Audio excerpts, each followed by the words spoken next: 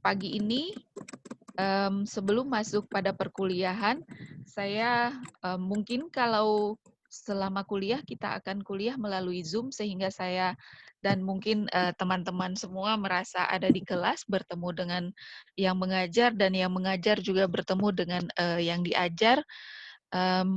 Oleh karena itu mungkin kelas-kelas kita berikutnya akan kita lakukan melalui Zoom meeting seperti ini. Hal lainnya, sepanjang kuliah, mungkin kalau, di kelas biasa agak ketat, sehingga mungkin tidak boleh membawa makanan ke dalam kelas, karena ini, Zoom meeting dan kita melakukan pembelajaran jarak jauh, mmm, saya perbolehkan semuanya misalnya sambil minum, teh atau kopi atau air putih, boleh juga sambil, mengudap, begitu.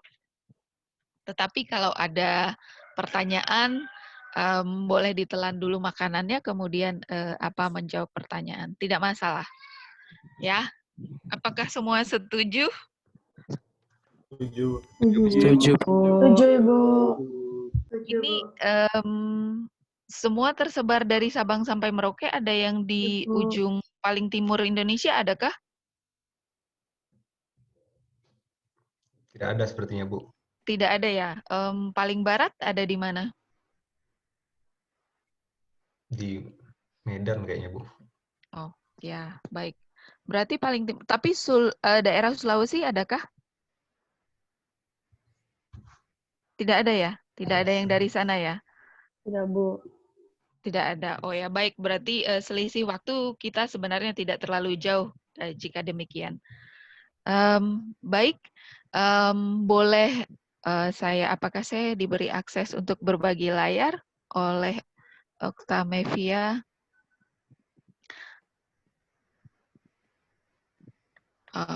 Bolehkah host? Ya. Kalau misalnya bermasalah, boleh Oktamevia membantu juga membagi layar juga tidak masalah.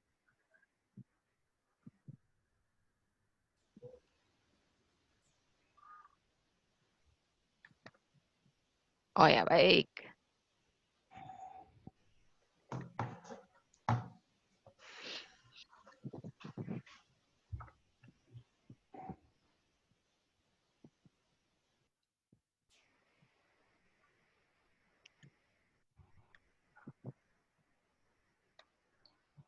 Sebentar. Apakah semuanya sudah melihat layar dengan baik? Sudah, Bu. Sudah, Bu. Apakah harus saya maksimalkan? Di full screen kan saja, Bu. Lebih baik. Saya slide share ya. Let's share.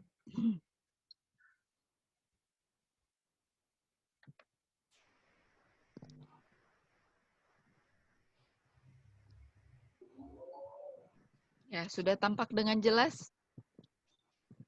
Sudah, Bu. Sudah, Bu. Sudah, Bu. Sudah, Bu. Kembali atau tidak? Kok sepertinya kok di layar saya kembali ya?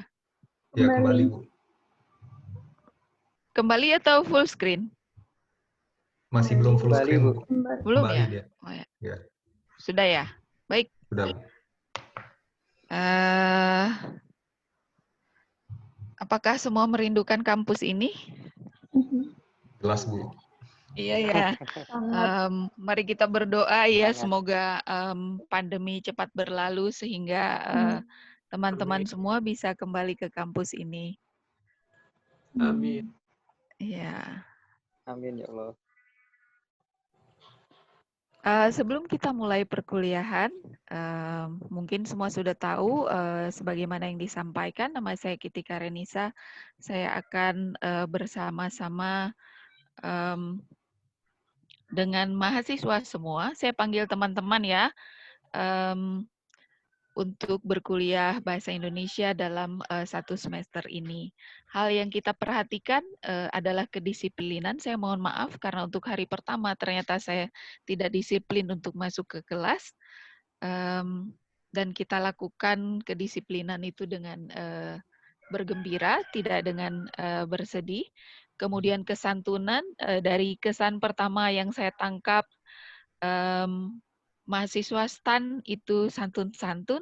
Semoga dalam kesempatan yang lainnya kita akan maju bersama dengan beretiket dan tidak ada permasalahan atau komplain misalnya dari dosen lainnya bahwa mahasiswa misalnya tidak santun.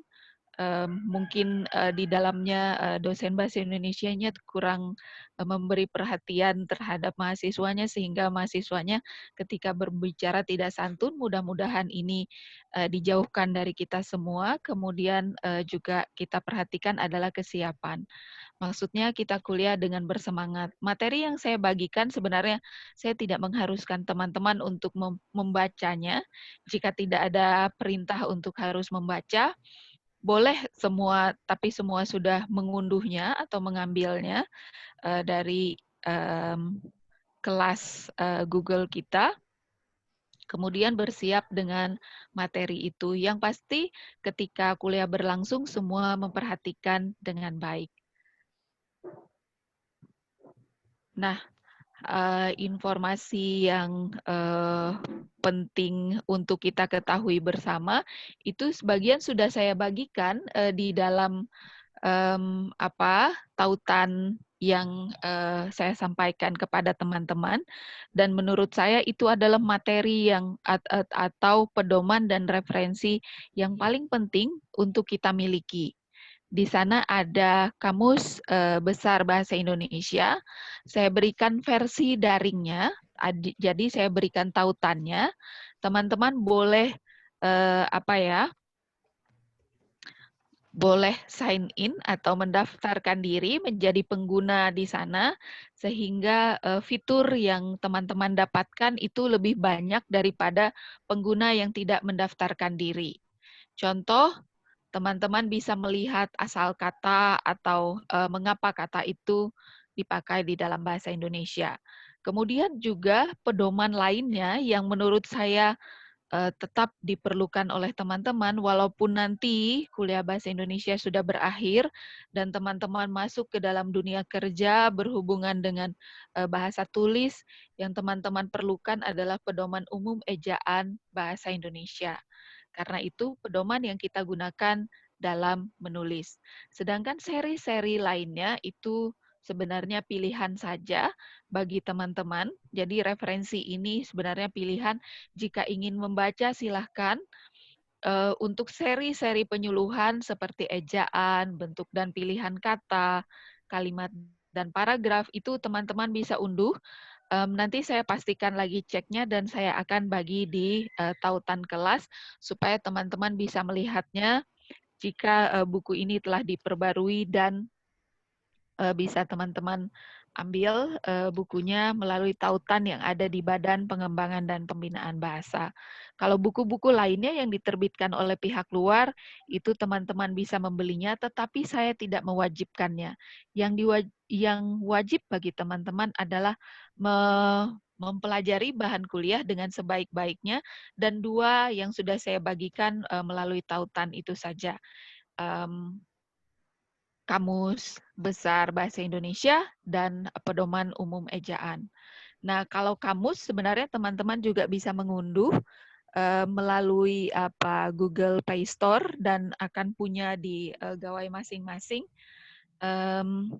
Itu beratnya jauh lebih kecil daripada Instagram yang mungkin dipunyai oleh teman-teman semua. Jadi ringan, sangat ringan begitu. Jadi saya berharap semua bisa mengunduhnya sehingga kalau tidak terhubung langsung dengan internet, teman-teman masih bisa memakai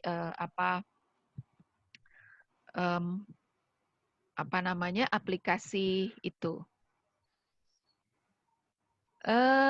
Nah, sekarang kita akan masuk pada materi yang materi inti pada perkuliahan hari ini adalah kebijakan bahasa Indonesia. Namanya kebijakan, semua yang berhubungan dengan kalau dalam bahasa Inggrisnya policy ya. Jadi berhubungan dengan kebijakan di dalam bahasa Indonesia. Nah, kita yang berada di dalam ruang kuliah ini adalah penutur-penutur bahasa Indonesia. Penutur-penutur bahasa Indonesia ini diharapkan itu memiliki beberapa hal.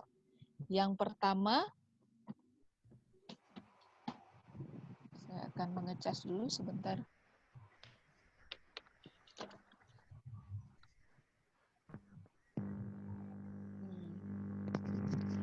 Jadi kita sebagai penutur bahasa Indonesia paling tidak mempunyai beberapa sikap terhadap bahasa Indonesia. Yang pertama adalah sikap positif terhadap bahasa Indonesia. Nah, saya yakin kalau teman-teman membaca ini tidak ada masalah dengan bersikap positif. Artinya kalau positif itu kan tidak negatif.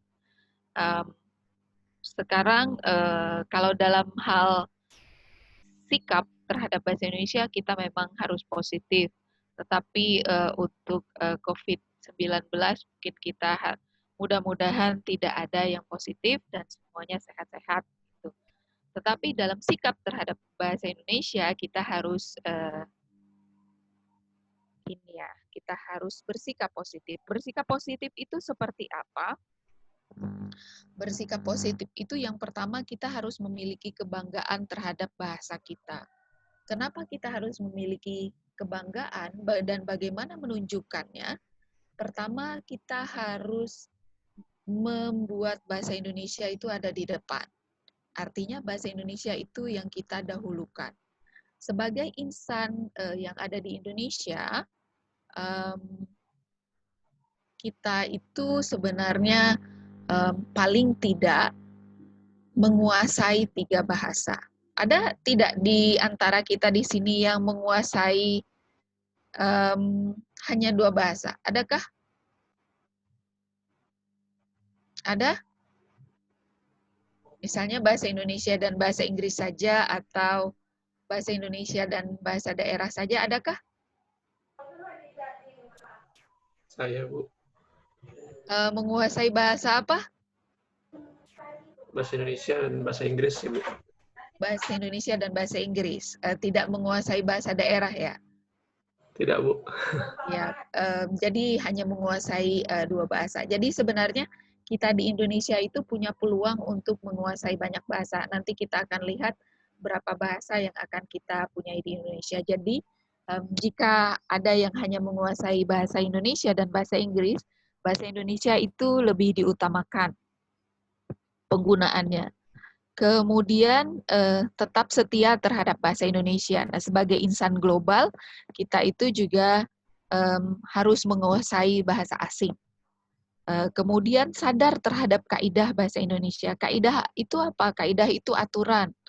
Bahasa Indonesia juga ada aturan-aturannya. Nah, kalau saya berbicara seperti ini, sebenarnya ada keteraturan ketika saya berbicara. Nah, keteraturan inilah yang harus kita lihat sama-sama nanti di dalam perkuliahan itu. Dan saya yakin sebenarnya kita semua adalah penutur bahasa Indonesia yang sudah mempunyai rambu-rambu atau kaidah-kaidah itu secara alami di dalam diri kita atau di dalam pemikiran kita. Hanya mungkin ada beberapa hal yang luput dari perhatian kita yang harus kita pelajari di sepanjang kuliah kita ini. Bukan dipelajari saja ya, sebenarnya kita sadari untuk kemudian kita terapkan begitu.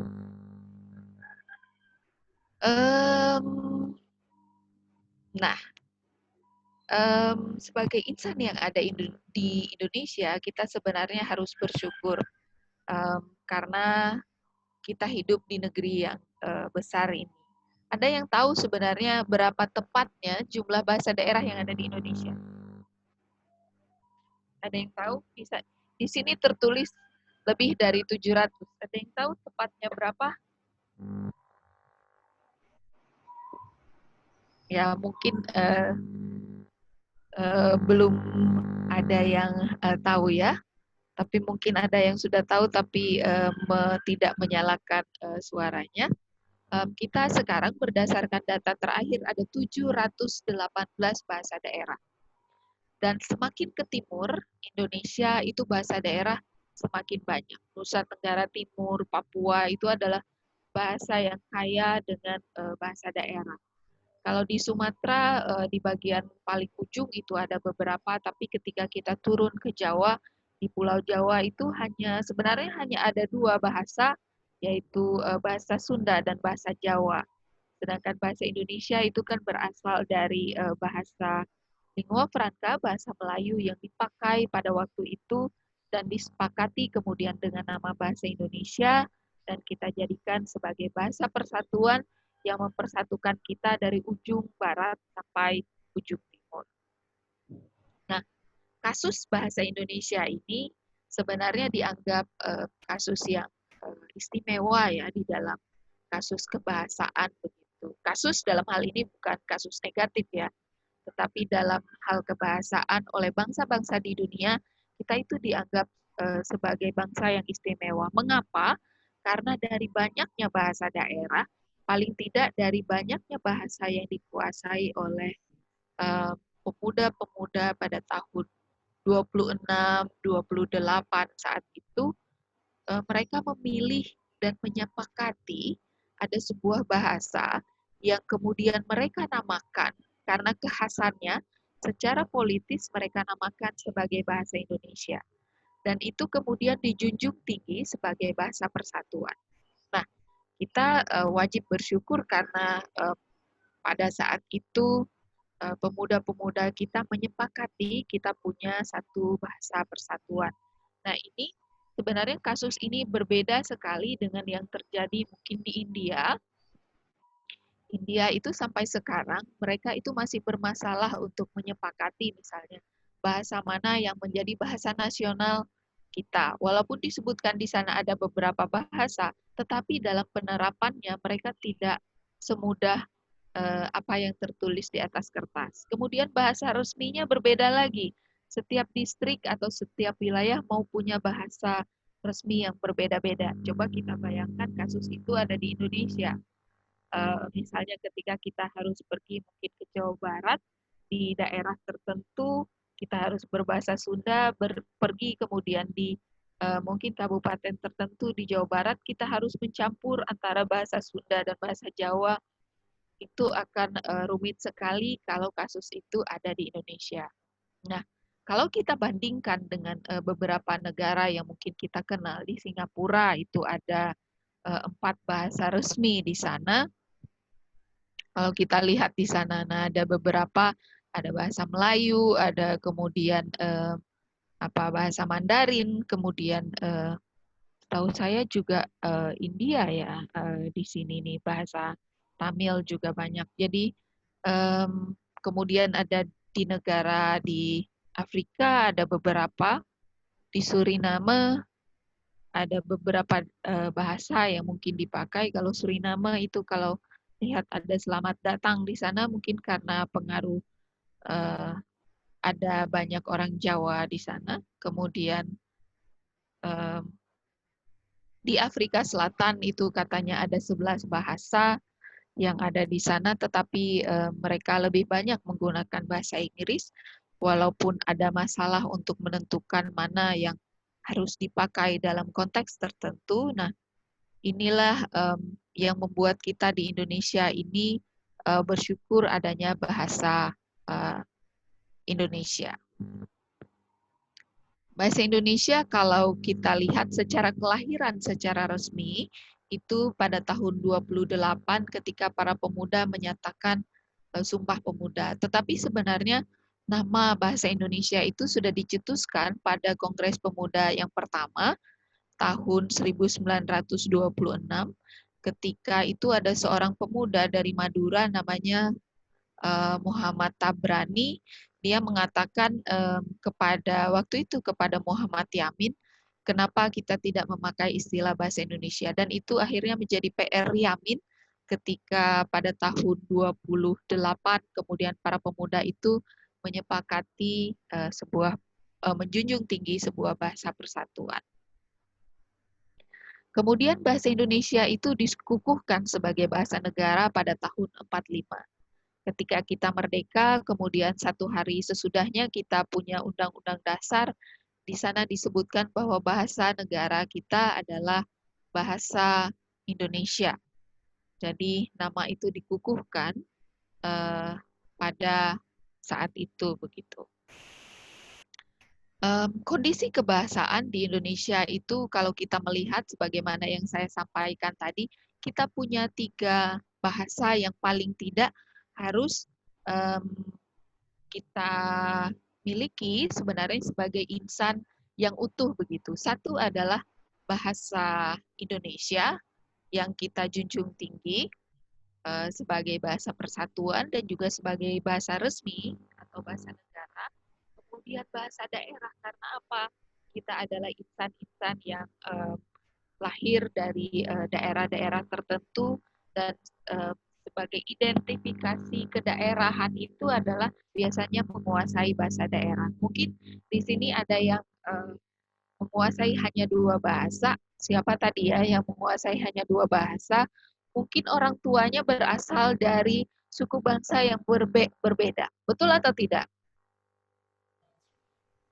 Atau sama? Sama, Bu. Tidak, Bu. Tidak sama ya? Jadi ayah dan ibu berasal dari suku yang berbeda. Oleh karena itu, karena mereka tidak menguasai atau satu tidak menguasai bahasa daerah yang lain, sehingga mereka menyepakati anak-anaknya berbahasa Indonesia, yaitu memang kondisi yang ada di Indonesia. Tetapi kalau misalnya ada di daerah tertentu dan tumbuh di daerah tertentu, mungkin misalnya ketika lahir dan besar di Jawa, misalnya di Pulau Jawa, di satu daerah yang masih banyak berbahasa Jawa, apa kita diharapkan mungkin bisa menguasai bahasa itu, walaupun mungkin ayah kita berasal dari suku Batak dan ibu kita mungkin berasal dari apa misalnya dari Nusa Tenggara Timur begitu. Tapi karena kita tumbuh dan besar misalnya di Yogyakarta, kita jadi bisa berbahasa Jawa. Itu kasus-kasus yang juga banyak sebenarnya untuk beberapa apa generasi yang kemudian ada di Indonesia. Nah, tetapi sebagai insan Indonesia yang ada di Indonesia dengan 700 bahasa daerah tadi, kita diharapkan satu, mengutamakan bahasa Indonesia, kemudian melestarikan bahasa daerah, yaitu dengan bisa memakai bahasa daerah, kemudian juga menguasai bahasa asing. Mengapa? Satu, bahasa daerah itu sebagai identitas kedaerahan, bahasa Indonesia sebagai identitas nasional, dan bahasa asing sebagai bagian kita sebagai warga negara, warga global. Oleh karena itu, paling tidak kita diharapkan menguasai bahasa Inggris. Nah, jika kita menguasai bahasa ini, kita diharapkan menjadi insan yang apa ya, yang utuh dalam hal kebahasaan. Tapi saya tidak mengatakan yang hanya menguasai 2 bahasa itu tidak utuh, ya kita tetap utuh sebagai insan Indonesia begitu.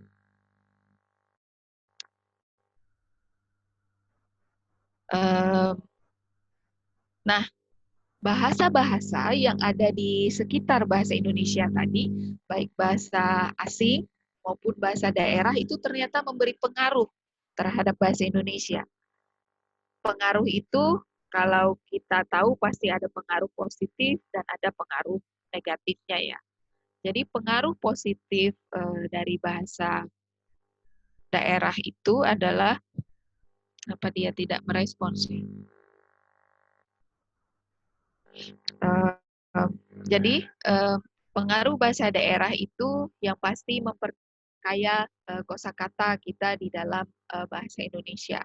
Kalau kita tahu, ini dicontohkan beberapa bagian di sini, ada yang tahu misalnya tenteram itu berasal dari bahasa apa? Atau ada yang tahu kata mantan itu berasal dari bahasa apa?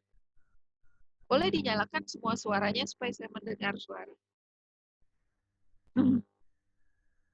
Ada yang tahu tentram berasal dari bahasa apa? Kurang tahu, Bu. Kurang tahu ya. Kata tentram itu berasal dari bahasa Jawa katanya. Mungkin ada kata tentram di sana, kemudian ada kata grebek, itu juga berasal dari bahasa Jawa. Kata unggah itu berasal unggah, unduh, itu berasal dari bahasa Jawa. Jadi banyak kosakata kita itu berasal dari bahasa daerah, terutama bahasa Jawa. Ada kata yang seperti saya contohkan tadi, kata mantan itu kalau ada yang tahu, kalau ada yang berasal dari Sumatera Selatan, itu kata itu berasal dari daerah sana, dari bahasa-bahasa Mah yang ada di sana. Begitu. Kata itu dipakai untuk menunjukkan yang sudah tidak lagi dilakukan sekarang atau apa yang sudah tidak dipunyai sekarang sebagai sesuatu yang dimiliki begitu. Nah, itu menggunakan kata mantan. Oleh karena itu kata itu diambil ke dalam bahasa Indonesia. Nah, kata-kata ini memberi pengaruh yang positif. Jadi bahasa daerah itu memberi pengaruh yang positif terhadap bahasa Indonesia dengan sumbangan kosakatanya. Pengaruh negatifnya seperti apa? Nah, ternyata kalau kita menguasai bahasa daerah, itu beberapa misalnya konstruksi di dalam bahasa daerah itu mempengaruhi ketika kita berbahasa Indonesia. Mungkin di generasi teman-teman ini pengaruhnya mungkin tidak terlalu besar, tapi mungkin di generasi yang di atas saya atau saya tidak banyak menemukan di generasi, tapi masih ada di generasi saya misalnya teman-teman yang berasal dari suku Jawa masih misalnya menggunakan oh itu dia yang duduk di belakang sendiri. Nah, itu konstruksi seperti itu nanti kita akan pelajari pada bagian yang lebih lanjut dari kuliah ini. Sebenarnya struktur itu dipengaruhi struktur bahasa daerah. Karena apa? Karena kalau dalam bahasa Jawa misalnya kui sing lungguh mburi dewe itu dewe-nya diterjemahkan dengan sendiri ketika dia masuk ke dalam konstruksi bahasa Indonesia diterjemahkanlah kata per kata ke dalam bahasa Indonesia. Tapi sesungguhnya itu bukan konstruksi bahasa Indonesia. Karena kalau dalam bahasa Indonesia kita akan mengatakan dia duduk paling belakang. Hal-hal yang seperti ini adalah pengaruh dari dalam bahasa daerah. Kalau di sini pengaruh tata bahasa dan dicontohkan di sini adalah penggunaan beberapa kata dengan imbuhan. Salaman misalnya atau WA, Zooman itu sebenarnya pengaruh dari bahasa daerah. Mengapa? Karena an di dalam bahasa Indonesia itu menunjukkan benda ya, tidak menunjukkan aktivitas. Tetapi kalau dalam bahasa Jawa, akhiran an itu menunjukkan aktivitas. Misalnya weanan atau apa ya, jagongan begitu atau hal-hal lainnya yang menunjukkan aktivitas itu biasanya dengan an belakangnya. Tetapi itu tidak di dalam bahasa Indonesia, tetapi kita gunakan dalam komunikasi kita sehari-hari begitu ya. Oh nanti ya kita WA-an aja gitu. Atau lebih baik Zoom-an aja gitu. Jadi hal-hal yang seperti itu kita pakai, ternyata itu pengaruh dari bahasa daerah. Nah, kalau dalam komunikasi sehari-hari sebenarnya ya tidak masalah. Tetapi kalau kita nanti masuk ke dalam bahasa tulis, hal yang seperti itu harus kita cermati. Kemudian pengaruh dari bahasa lainnya adalah pengaruh dari bahasa asing. Gitu. Pengaruhnya pengaruh positif dan juga sama pengaruh negatif. Nah, ada sebuah buku yang judulnya 10 dari kosakata bahasa Indonesia adalah bahasa asing. Dan barangkali kalau kita melakukan penelitian lebih lanjut, siapa tahu itu benar adanya. Beberapa kata yang ada muncul di sini, saat, waktu, taat, dongkrak, maaf ayam saya berbunyi, mungkin terdengar. Bakwan, gereja, situasi nasional, instruksi, program, itu kata-kata yang berasal dari bahasa asing. Tapi mungkin tidak kita sadari bahwa ternyata kata-kata ini ternyata berasal dari bahasa asing. Tapi begitulah kenyataannya. Kata-kata ini berasal dari bahasa asing. Hanya saja karena pergaulan bahasa kita dengan bahasa asing ini sudah sekian lama, jadi kita tidak merasa lagi bahwa kata-kata ini ternyata kata-kata yang asing begitu. Kata-kata yang sebenarnya berasal dari bahasa asing. Saya lupa itu harus berasal dari bahasa mana ya, kayak saat, waktu, taat itu jelas berasal dari bahasa Arab. Ada gereja, seingat saya itu berasal dari bahasa Portugis. Kemudian ada situasi nasional, instruksi, program itu berasal dari bahasa Inggris. Dan ada beberapa juga berasal dari bahasa Belanda, karena sebenarnya antara Inggris dan Belanda itu bahasa yang tidak berbeda jauh, begitu, hanya mungkin penulisannya saja yang berbeda. Ada juga pengaruh negatif dari bahasa asing itu, terutama bahasa Inggris, dan itu pada generasi-generasi yang sekarang. Jadi kalau mungkin teman-teman kemarin tahu ada bahasa apa ya, anak Jakarta Selatan yang mencampur kosakata bahasa asing ke dalam bahasa Indonesia. Sebenarnya ketika kita bersikap positif atau ketika teman-teman ingin dikatakan cerdas, itu tidak perlu sebenarnya memasukkan ungkapan-ungkapan bahasa asing ke dalam ketika kita berbicara bahasa Indonesia. Kalau teman-teman benar-benar cerdas, itu hal itu akan terlihat tidak dengan teman-teman mencampur bahasa begitu. Akan terlihat dari apa yang teman-teman sampaikan, kemudian dilihat dari kebijaksanaan teman-teman menempatkan semua bahasa itu dalam posisinya masing-masing. Ketika teman-teman misalnya dalam konteks bahasa Indonesia, pakailah bahasa Indonesia dengan dengan benar, dengan baik dan benar. Ketika dalam konteks bahasa Inggris, ya berbicaralah dengan bahasa Inggris. Ketika ada bersama teman-teman atau keluarga dekat berbicara bahasa daerah, ya tidak perlulah dicampur dengan bahasa Indonesia atau dengan bahasa asing. Oleh karena itu, ketika kita berbahasa Indonesia pun kita diharapkan bersikap positif dengan tidak mencampur aduk bahasa-bahasa tersebut begitu.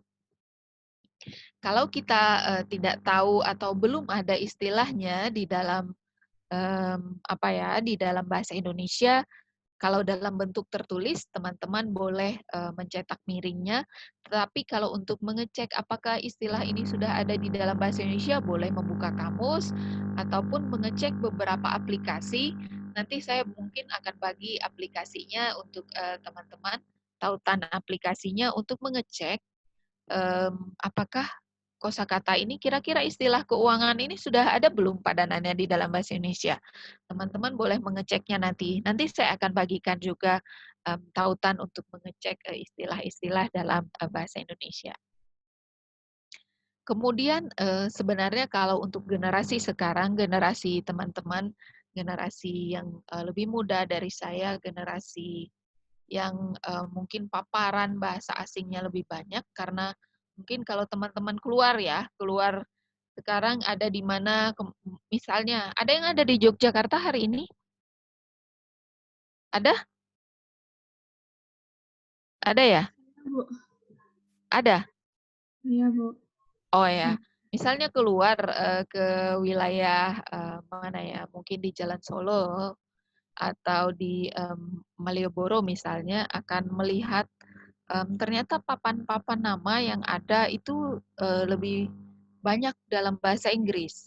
Di daerah seperti itu juga ternyata paparan bahasa asing itu sudah besar. Apalagi kalau teman-teman di Jakarta ya. Kadang kalau kita pergi ke daerah Tangerang, daerah keramaian yang ada di sana, saya kadang bingung kita ini berada di mana begitu. Karena semuanya hampir dalam bahasa asing semuanya. Oleh karena itu, paparan bahasa asing itu demikian besarnya di media luar ruang. Begitu juga dengan acara-acara yang ada di acara-acara di televisi, atau ketika teman-teman mungkin menjadi salah satu pelanggan dalam kanal YouTube tertentu yang mungkin pengikutnya banyak begitu. Mereka juga menggunakan bahasa Inggris atau mencampurnya dengan bahasa Indonesia, sehingga paparan kita terhadap bahasa asing itu jauh lebih besar. Dan ini oleh karena itu ketika orang mencampur-campur atau mengucapkan kata dengan tidak tepat itu dianggap wajar, tetapi ini bukanlah sikap yang positif. Nah, ini kita akan melihat beberapa kesalahan umum atau ketidaktepatan umum. Jadi sebenarnya di dalam bahasa Indonesia kalau nanti kita akan melihat ada beberapa tataran. Ada tataran yang dianggap salah, kategori ya. Ada kategori yang kita anggap salah, ada kategori yang kita anggap tidak tepat, ya. Ada dua itu. Jadi tidak tepat itu bukan berarti dia salah ya. Ada yang salah sehingga harus dibetulkan, ada yang tidak tepat sehingga teman-teman disarankan untuk menggunakan bentuk yang lebih tepat. Nanti kita akan lihat. Nah, ini kesalahan-kesalahan yang mungkin kita temukan tetapi biasanya tidak kita sadari. Izin misalnya, menggunakan J, walau seharusnya menggunakan Z. Itu sudah diberi tanda di sana, mana bagian yang tepat, mana bagian yang salah. Antara supir dan sopir misalnya. Antara asas dan azas, antre dan antri, konkret dan konkret, hisap dan isap, takwa dengan ki dan takwa dengan k, kemudian samudera tanpa ada yang tanpa e dan ada dengan e, kemudian pikir dan fikir, bernapas dan bernafas, ada kongres dan ada risiko dan ada beberapa contoh di sana.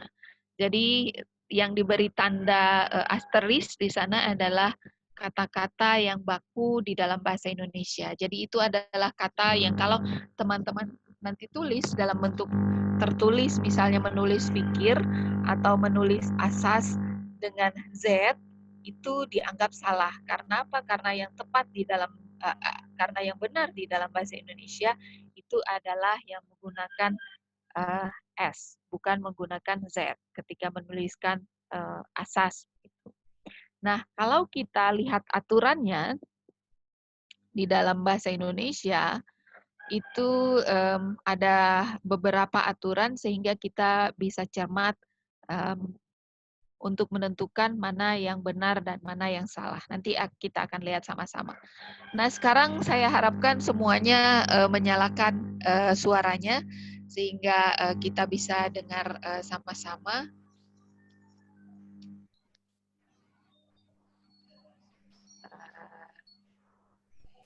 Melihat lebih banyak wajahnya di sini.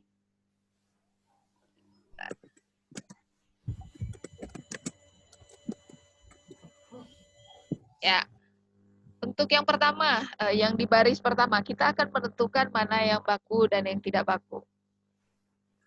Boleh kalau ada yang sudah punya gawai nanti mengeceknya di gawai masing-masing atau mengeceknya di kategori tautan masing-masing. Ya. Yang pertama, kategori atau kategori? Kategori. Kategori atau kategori? Masih ada yang menyebut kategori? Kategori. Kata atau KT? Kategori. Baik. Zaman atau zaman dengan J atau dengan Z? Zaman. Iya. Dengan Z ya. Kemudian hakikat atau hakikat. Ini kata yang berasal dari bahasa Arab. Hakikat. Wah, tampaknya semua sudah tahu ya. Mantap sekali ini. Sistem atau sistem ini mudah. Sistem, betul. Kemudian nasihat atau nasihat. Sehat. Ada yang mengatakan nasihat, ada yang mengatakan nasihat. Masih galau dalam hal ini. Kira-kira yang betul apa? Ada yang sudah mengecek di KBBI? Nasihat. Ya, betul, nasihat. Jadi yang baku adalah nasihat. Kasanah atau kazanah? Dengan Z atau dengan S? Dengan Z. Dengan Z. Sudah mengecek semua ya? Ya. Bagus. Nah, lembab dengan B atau dengan P? dengan B. Dengan B. Saya sudah mengecek semua ini ya. Ini kesalahan yang paling sering muncul. Saya pikir Kompas juga jangan-jangan masih menggunakan kelembaban gitu. Saya belum mengecek lagi. November atau November? November. November. Kalau kita mengucapkan secara lisan sebenarnya tidak masalah, tapi ketika tulis kita harus lebih cermat. Khawatir atau khawatir? Khawatir. Khawatir. Khawatir, betul. Ini berasal dari bahasa Arab. Khawatir. Rezeki atau rezeki? Rezeki. Rezeki. Pakai Z atau pakai J? Z. Ya, pakai Z ya. Pakai Z. Saya cek dulu. Pakai Z atau pakai Z. pakai Z ya, betul. Pakai Z. Berikutnya karisma atau harisma? Karisma.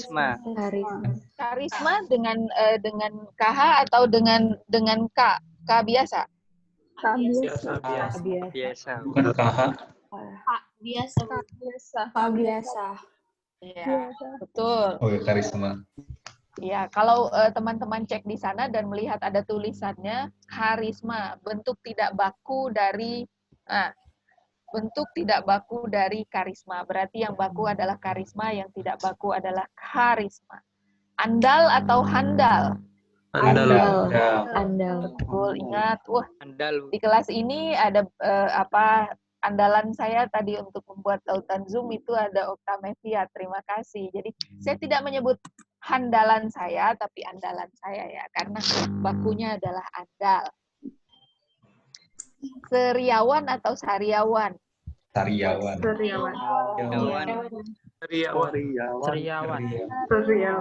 Baru sadar semua ya, ternyata yang bakunya apa? Iya. Ya kan sama semuanya. Jadi ketika kita mengecek di dalam kamus itu, jadinya kita ternyata baru ternyata yang baku seri ya, bukan sariawan. Nah, saya akan menyampaikan sedikit cara kita mengecek.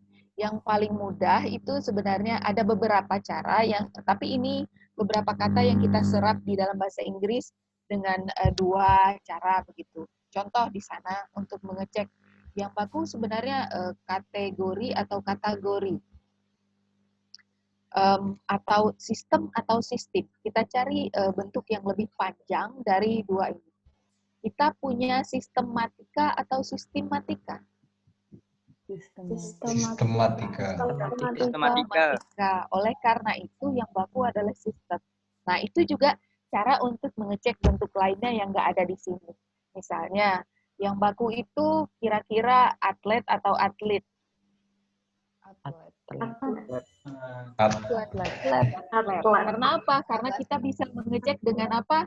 Kita punya atletis, ya, bukan atletis. Atau kita punya atletik, begitu. Bukan atletik. Karena itulah yang baku adalah atlet, bukan atlet. Ada satu lagi misalnya, yang baku kira-kira apotik atau apotek. Apotek.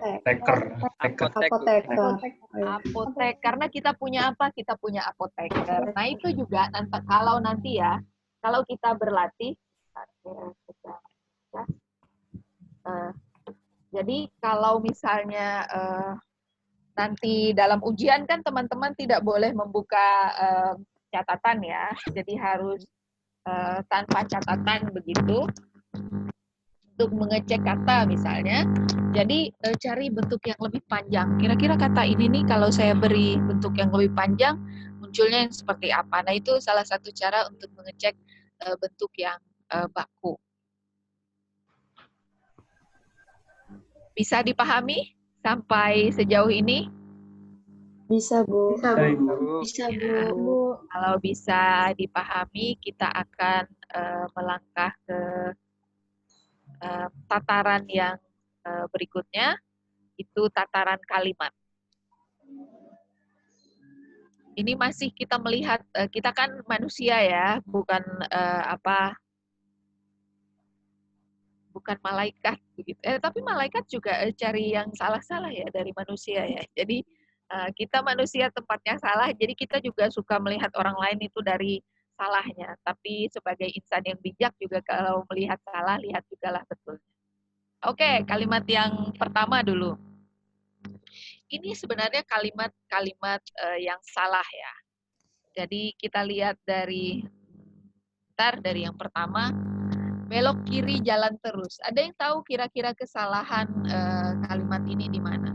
Jadi kesalahan itu ada yang merupakan kesalahan logika. Jadi logika kalimat itu salah. Kalau secara struktur mungkin betul, tapi secara logika kalimat itu salah. Nah, belok kiri jalan terus. Biasanya kalau belok ya, tidak jalan terus atau jalan lurus. Oleh karena itu kalau belok ya belok, bukan terus begitu. Nah, itu sedikit kekeliruan logika. Tetapi kalau kita telisik lebih jauh itu sebenarnya antara kata terus dan lurus itu sesuatu yang berbeda. Kalau terus itu teman-teman kalaupun sudah belok itu tetap belok begitu. Itu lanjut itu juga sama dengan terus, tetapi kalau lurus itu artinya tidak belok-belok. Naik sepeda harus turun. Nah ini mungkin banyak ya tulisan di gang-gang gitu, naik motor harus turun, naik motor harus dimatikan begitu.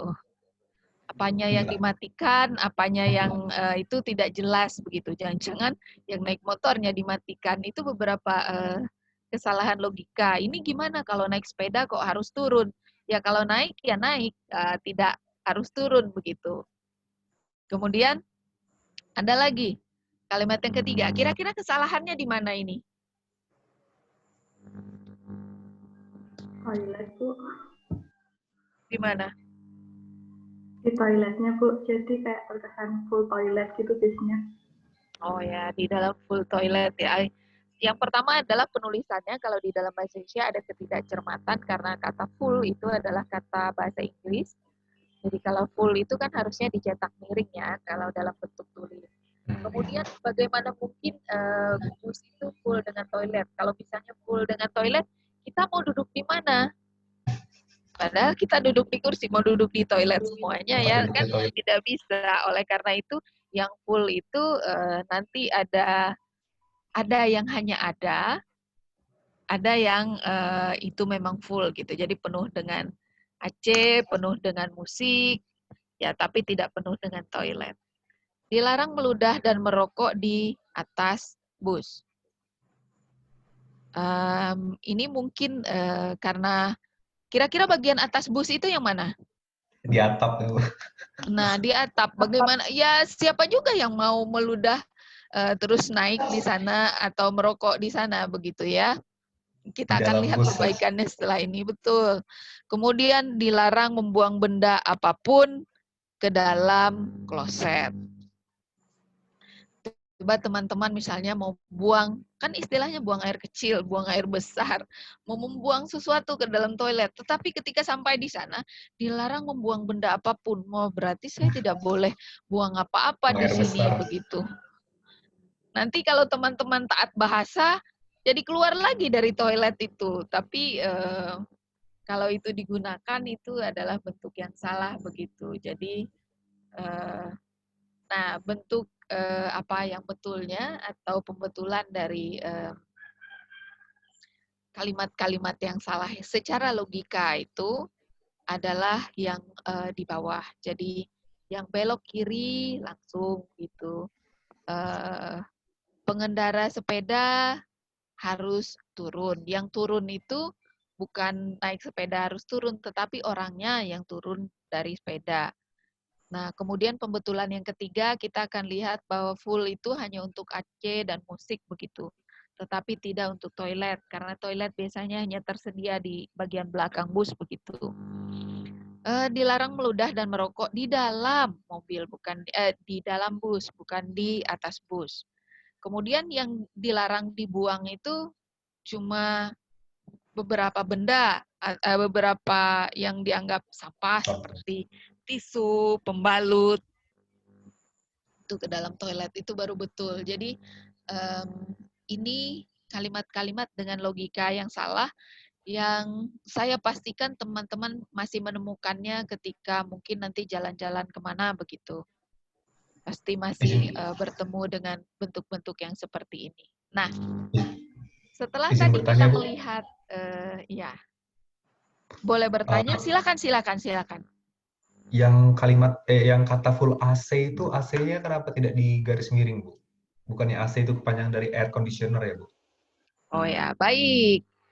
Sebenarnya ada bagian nanti ketika kita sampai di bagian itu ya, di bagian penulisan. Cuma saya jawab, jadi penulisan singkatan dari bahasa asing itu tidak diperlakukan sebagaimana kata. Kalau kata itu kan kita cetak miring ya, tetapi kalau singkatan itu tidak kita cetak miring. Kita sudah punya, teman-teman tahu bahwa WC, masih ada tidak menemukan WC di mana-mana? Atau yang disebut WC itu. Itu sebenarnya dari istilah, dari kata bahasa asing ya. Tetapi itu kan kita lihat dari zaman dulu juga sudah tidak pernah dicetak miring. Karena apa? Karena memang kalau kita lihat aturannya di dalam Pedoman Umum Ejaan Bahasa Indonesia, singkatan dari bahasa asing itu tidak dicetak miring, ya. Tapi kata bahasa asing, kata biasa ya. Nanti kita akan sampai pada kuliah ini, kata biasa itu yang dicetak miring. Nanti ada beberapa kata tertentu yang dipakai sebagai nama, itu tidak dicetak miring. Nanti kita akan lihat aturannya secara terperinci ketika sudah sampai pada kuliah tentang ejaan. Demikian ya, Upik ya. Baik, terima kasih, Bu. Fardi, Bu. Iya. Iya. Jadi nanti untuk penulisan Aceh itu jangan dicetak miring. Nah, kalau tadi kita sudah melihat, kita lanjut ya. Tadi kita melihat sikap positif. Ternyata kuliah kita tidak lama lagi ya. Pukul berapa ini? Oh, masih ada sekitar 20 menit. Mungkin kita akan melihat secara cepat saja bahwa tadi kita melihat sikap positif, sekarang kita melihat kedudukan dan fungsi bahasa Indonesia. Tadi sudah saya singgung juga di bagian awal, ini hanya mengulang dan mempertegas, ada sebagai bahasa nasional, itu sudah kita tetapkan pada tahun 28, jadi kita orang Indonesia pasti bisa berbahasa Indonesia karena itu menjadi lambang atau jati diri kita. Kita harus bangga karena bahasa Indonesia itu sebagai lambang kebanggaan kita. Kemudian juga kita harus bersyukur karena kita punya bahasa persatuan. Siapapun kita dari Sabang sampai Merauke, ternyata kita mempunyai bahasa penghubung antar budaya dan antar daerah atau yang dikenal dengan lingua franca, yaitu bahasa Indonesia. Kemudian sebagai bahasa negara, disinilah di dalam ruang-ruang kuliah kita juga menggunakan bahasa Indonesia. Karena apa? Karena bahasa Indonesia ditetapkan sebagai bahasa resmi di dunia pendidikan di Indonesia. Oleh karena itu bahasa pengantar di dunia pendidikan dari tingkat bawah sampai ke yang paling atas itu adalah bahasa Indonesia. Oleh karena itu kalau kita taat dengan aturan, maka bahasa yang kita gunakan adalah bahasa Indonesia di dalam ruang-ruang kuliah. Kemudian, nah kalau kita melihat ragam itu adalah jenis-jenis bahasa. Jadi ragam itu bisa teman-teman lihat dari medianya, dari penuturnya, dari apa yang kita bicarakan. Kalau medianya bisa kita lihat, ada yang lisan dengan suara seperti ini, ada juga dengan tulis menggunakan huruf, kemudian ada dialek. Kalau berdasarkan penuturnya, kita melihat ragam bahasa itu berdasarkan dialeknya. Ada dialek berdasarkan bahasa daerah yang kita kuasai, gitu. Bahasa daerah yang mempengaruhi kita. Kemudian juga berdasarkan siapa penuturnya, ada yang mengatakan, oh itu ragam terpelajar dan ragam tidak terpelajar. Ada juga ragam resmi dan ragam tidak resmi. Kemudian berdasarkan pokok bahasannya, itu ada ragam hukum, ragam niaga, ada ragam sastra, dan beberapa ragam lainnya, termasuk ragam jurnalistik itu juga berdasarkan apa hal yang dibicarakan. Kemudian, nah ini mungkin sudah sering didengar oleh teman-teman semua. Bahasa Indonesia baik dan benar. Baik itu seperti apa, benar itu seperti apa. Kalau saya berbicara kepada tukang sayur misalnya, Ibu, selamat pagi, berapa harga satu ikat kangkung ini, Ibu? Saya tidak berbahasa Indonesia dengan baik. Mengapa? Karena saya tidak melihat bahasa itu berdasarkan situasinya. Saya hanya melihat bahasa itu berdasarkan kaidahnya. Tetapi saya tidak melihat berdasarkan situasi dan bagaimana komunikasi itu. Jadi ketika kita berbicara, itu kita berbicara baik, kita harus melihat di mana kita berada.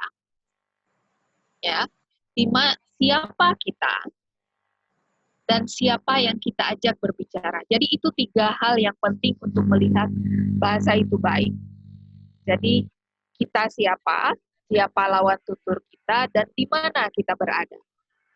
Misalnya mahasiswa, saya berbicara dengan dosen saya berada di ruang kelas. Otomatis bahasa yang saya gunakan adalah ragam resmi, mungkin ragam lisan yang resmi di dalam ruang kuliah untuk membicarakan materi kuliah. Kemudian kalau benar itu sesuai dengan kaidahnya, sesuai dengan aturan-aturannya. Nah, ini penjelasan tentang bahasa baik dan benar.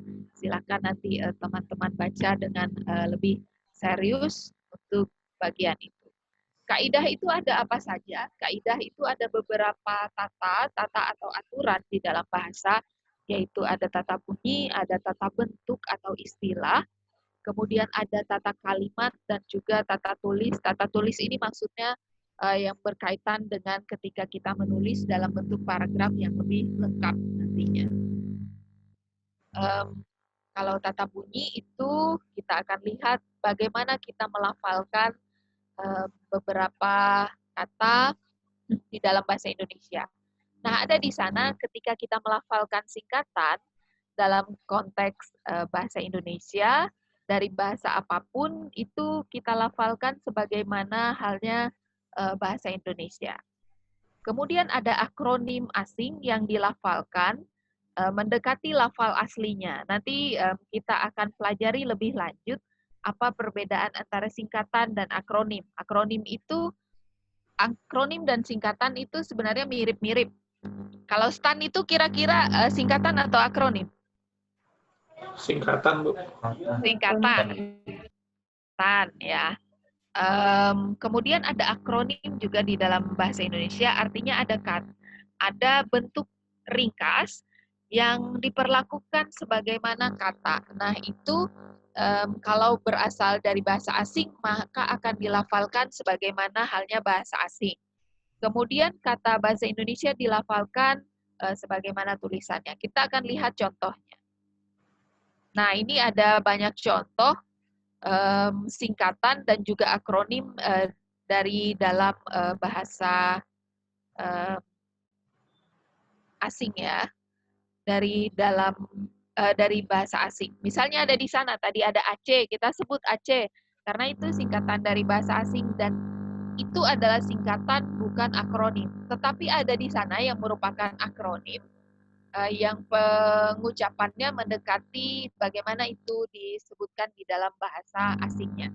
Contohnya di sana ada UNICEF. Kita tidak menyebutkan UNICEF atau UNESCO, tetapi kita menyebutkan UNICEF atau UNESCO.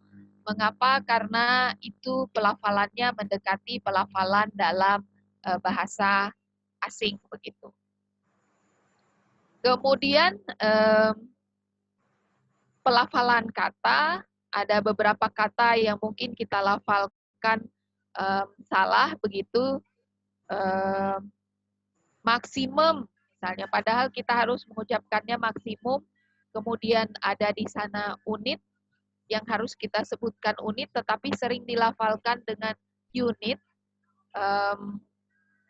Kemudian ada di sana juga ada telanjur, yang sering kita lafalkan terlanjur atau terlentang, begitu. Atau ada yang masih menyebutkan komputer dengan komputer, atau universal dengan universal. Nah, itu eh, penggunaan yang tidak tepat. Atau yang paling akhir itu misalnya pas, ada yang tidak menyebutnya dengan pasca, tetapi menyebutnya dengan pasca. Pelafalan sebenarnya adalah pasca panen, bukan pasca panen. Jadi pasca pandemik, nanti pasca pandemi COVID-19, semoga cepat kita alami ya. Kemudian, nah ini yang paling banyak kita temukan ketika kita berbicara di dalam bahasa Indonesia. Kedengaran ya hujan dari tempat saya di sana? Lagi hujan di sini. Nah ini yang sering kita salah. Penggunaan imbuhan meng. Ada yang menyebut imbuhan me, ada juga yang menyebutkan meng. Tidak masalah mau menyebut yang mana, yang pasti me atau meng itu ketika bertemu dengan kata dasar tertentu dia juga mengalami penyesuaian. Nah yang pertama itu adalah beberapa konsonan. Ada yang menyebutnya KPTS, tetapi mungkin untuk memudahkan kita mengingat, kita akan menyebut KTSP sebagaimana nama kurikulum yang pernah kita gunakan begitu. Jadi ingat kalau hurufnya K, T, S, dan P itu akan luluh. Luluh itu apa? Luluh itu gugur. Ketika bertemu dengan kata yang punya awalan K, T, S, P begitu. Kemudian, tetapi kalau KTSP itu merupakan konsonan rangkap, artinya ada setelah konsonan K, T, S, P itu ada konsonan lainnya, misalnya R, seperti kritik misalnya, atau SP seperti spesial, maka itu tidak luluh di dalam bahasa Indonesia. Terus yang lainnya berkaitan dengan meng itu adalah kata yang terdiri atas satu suku kata. Ini tidak banyak di dalam bahasa Indonesia ya, tetapi masih ada kita temukan. Misalnya tes, cat, itu adalah kata yang terdiri atas satu suku kata. Nah, bagaimana perlakuannya kita akan lihat pada contoh-contoh berikut. Nah, ada beberapa kata di sana sudah ditunjukkan beberapa kata dan bagaimana cara mengucapkannya yang benar di dalam bahasa Indonesia. Kita lihat di sana sukses, itu yang benar adalah menyukseskan, bukan mensukseskan. Karena huruf awalnya S di sana.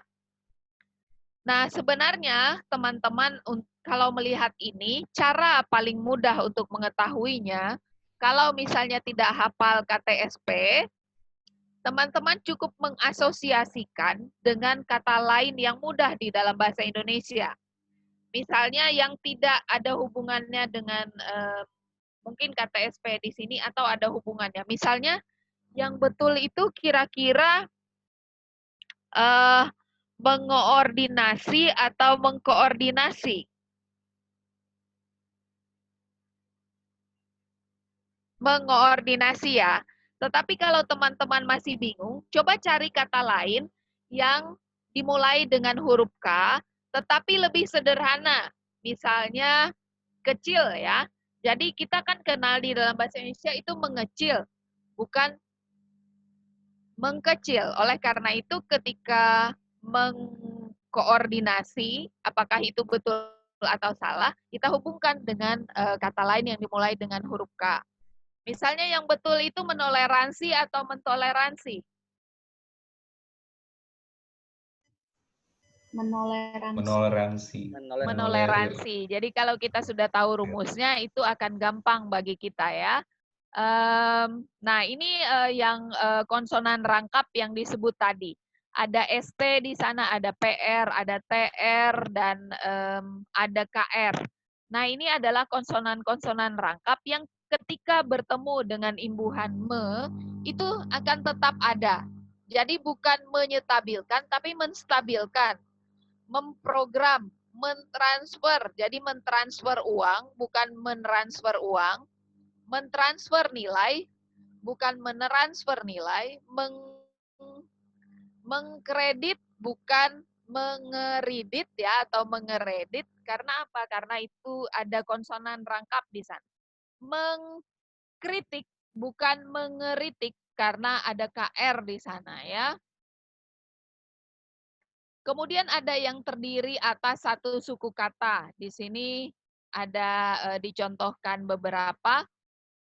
Ada bom, jadi mengebom ya, bukan membom, mengebor, mengecat, mengetes, mengepel, mengetik, ya, itu adalah kata-kata yang terdiri atas satu suku kata. Jadi pakai menge, bukan mem atau men.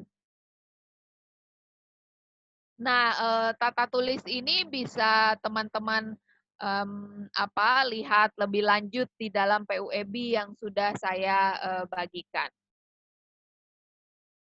Nah, ini ada beberapa contoh tata tulis yang mungkin akan kita lihat lebih teliti nantinya di dalam perkuliahan kita selanjutnya. Ini ada beberapa kesalahan yang mungkin sering kita jumpai ya, ada tulisan sampai dengan itu dengan strip, padahal harusnya S titik D titik. Kaidahnya akan kita lihat sama-sama nantinya dalam kuliah-kuliah kita selanjutnya. Ada NIP dengan semuanya di titik, tapi seharusnya tanpa titik apapun. Jadi penulisan PT, CV, itu sama dengan penulisan sekolah dasar yang tanpa titik ya. Kemudian uji coba, ada yang sering menulis dengan dirangkaikan karena merasa itu sebagai satu kata, tapi ternyata itu terdiri atas dua kata. Karena terdiri atas dua kata, maka penulisannya itu dipisah ya. Kemudian terima kasih, sekarang jamak kita temukan penulisan terima kasih itu dirangkaikan. Padahal itu terdiri atas dua kata yang harusnya ditulis terpisah.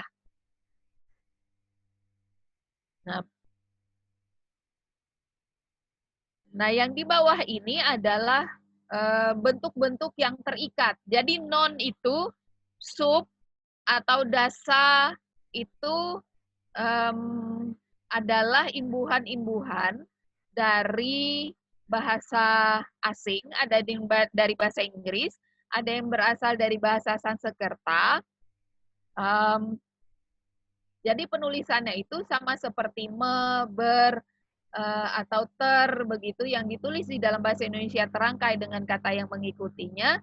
Dalam hal ini imbuhan-imbuhan bahasa asing pun harus ditulis serangkai dengan kata yang mengikutinya gitu. Nah, ini beberapa penulisan yang masih salah. Antar itu juga adalah bentuk yang terikat. Tuna itu bentuk yang terikat. Jadi penulisannya harus serangkai. Ada yang terdiri atas dua kata, yang penulisannya harus terpisah. Kerja dan sama itu adalah dua kata, jadi penulisannya dipisah, tidak dirangkaikan. Kemudian beri, dan tahu itu adalah dua unsur begitu yang harus kita pisahkan penulisannya. Kemudian ada kata yang kita tulis menggunakan apostrof. Tetapi di dalam penulisan ejaan ini penulisan kata itu tidak disarankan. Misalnya Jumat ditulis dengan tanda apostrof di atasnya atau petik tunggal.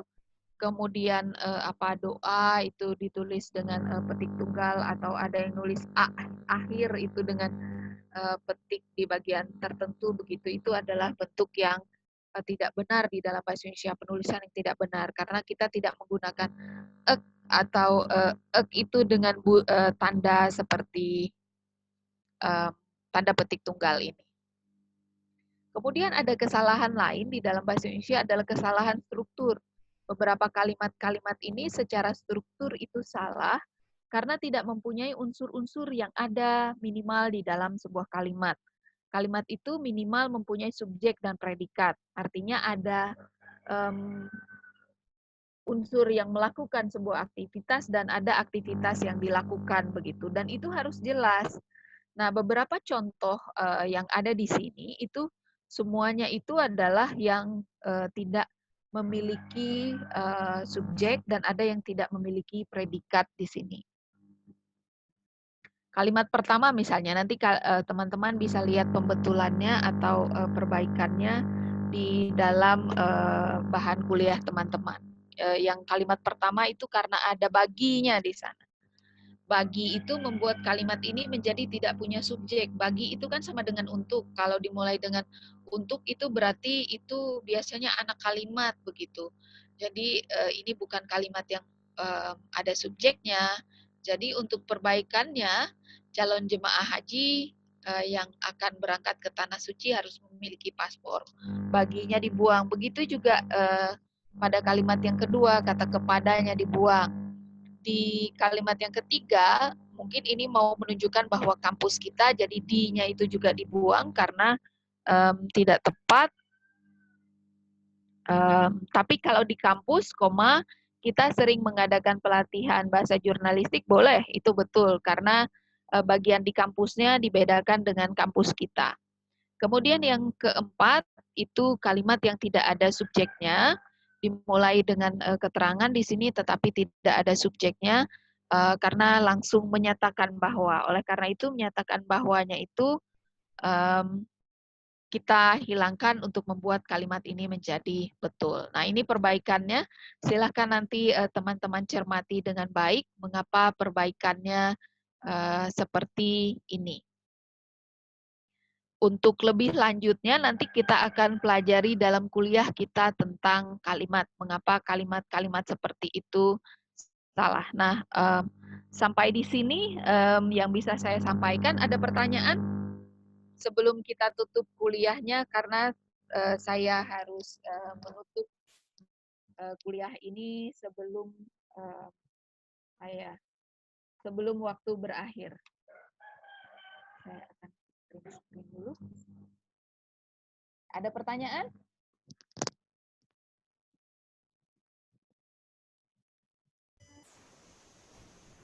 Sepertinya belum, Bu. Sepertinya belum ya, sepertinya semua dapat dimengerti. Ada yang bertanya, apakah ada tugas untuk kuliah pertama ini? Tidak ada ya.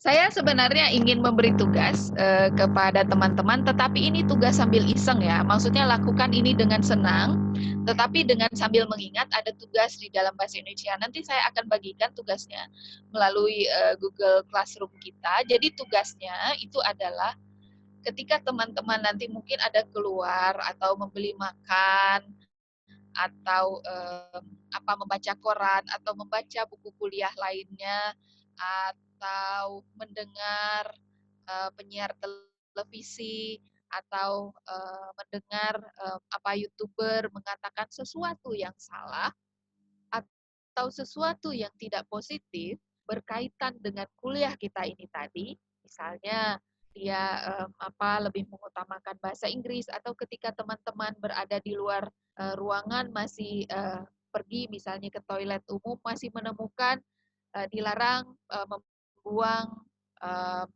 semua benda ke dalam toilet begitu, menemukan hal yang seperti itu atau menemukan tulisan di imbauan-imbauan, mari kita menyukseskan gerakan, mari kita mensukseskan gerakan sehat misalnya. Nah itu kan mensukseskannya salah.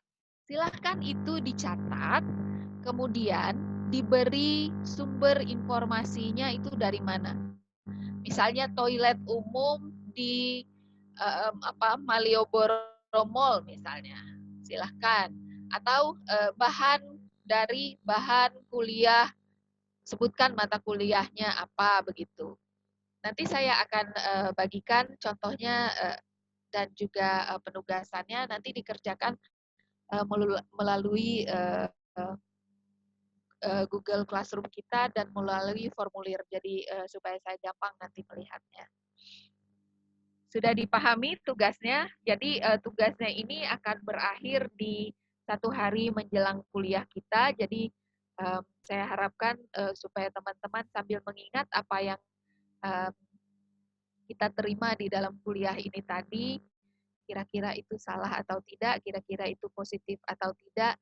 Nah, itu tolong didokumentasikan. Dokumentasinya saya minta hanya 5 saja, tidak banyak. Jadi, kalau ada yang menemukan 10, cukup laporkan 5 saja, ya. Tidak lebih dari itu. Sampai di sini ada pertanyaan?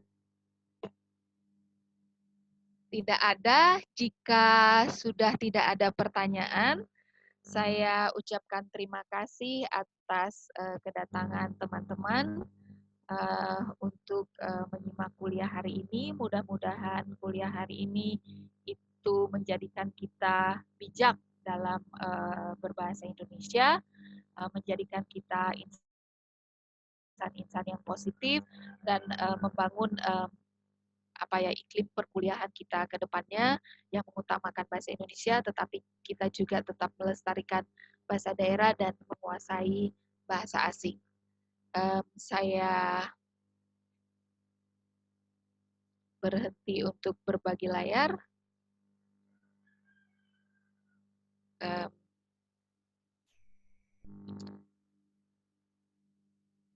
Oktamevia boleh bantu saya meng-capture layar ini juga karena saya tadi baru print screen dan belum saya masukkan ke sana untuk ya. Tolong tangkap layar. Ya, sudah ya.